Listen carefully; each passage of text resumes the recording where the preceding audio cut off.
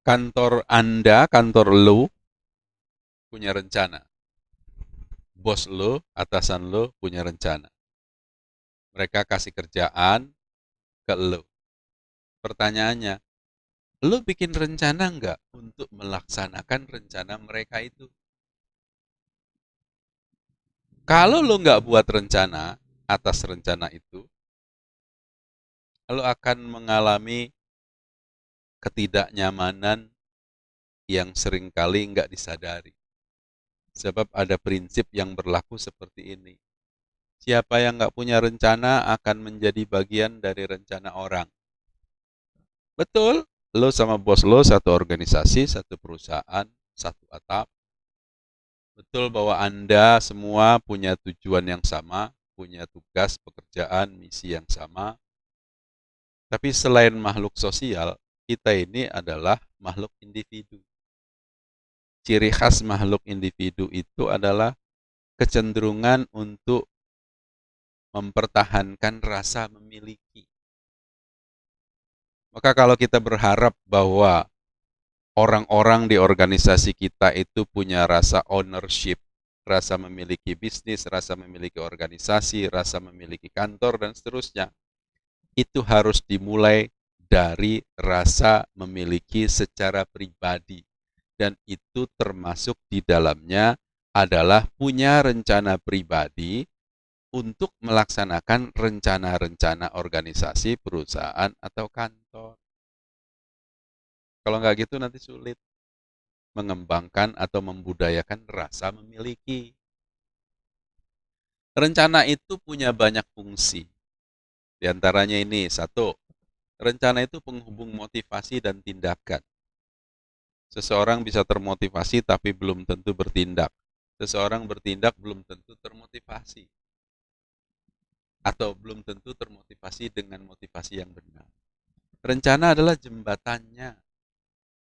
Tanpa rencana, antara motivasi dan tindakan yang ada hanya keluhan. Gerundel, ngeluh. Makanya orang mengatakan obat terbaik untuk keluhan adalah rencana. Rencana juga bukti dari profesionalisme. Jadi bukan berarti bahwa kalau kantor sudah punya format-format rencana, kelengkapan-kelengkapan yang terstandarisir, maka bukan berarti secara pribadi itu sudah tidak diperlukan. Orang hanya tinggal melaksanakan. Kan jadinya kayak robot. Padahal manusia adalah makhluk individu. Jadi perlu mereka didorong juga untuk membuat rencana-rencana pribadi dan itu bagian dari bukti profesionalisme mereka. Kemudian rencana juga merupakan bukti tanggung jawab dan integritas pribadi. Barusan udah kita ungkap. Kemudian rencana adalah menjadi sarana keteladanan dan inovasi. Menjadi sarana bagi orang demi orang untuk saling melihat, saling belajar, saling memantau, dan inovasi besar dimulai dari inovasi-inovasi pribadi. Kemudian, rencana juga menjadi alat negosiasi. Kenapa? Karena nanti antara rencana organisasi, perusahaan, atasan dengan orang di bawah, dengan orang yang melakukannya secara pribadi, dengan orang yang akan melakukannya sebagai manusia, akan ada perbedaan-perbedaan asumsi. Maka rencana rencana pribadi bisa menjadi alat negosiasi. Kalau mau diumpamakan, motivasi adalah bahan bakar dan kendaraannya adalah rencana. Maka perhatikan, kendaraan tanpa bahan bakar nggak bisa jalan. Bahan bakar tanpa kendaraan yang nggak ada gunanya. Maka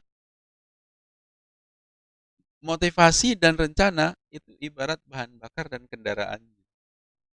Kendaraan dan bahan bakarnya.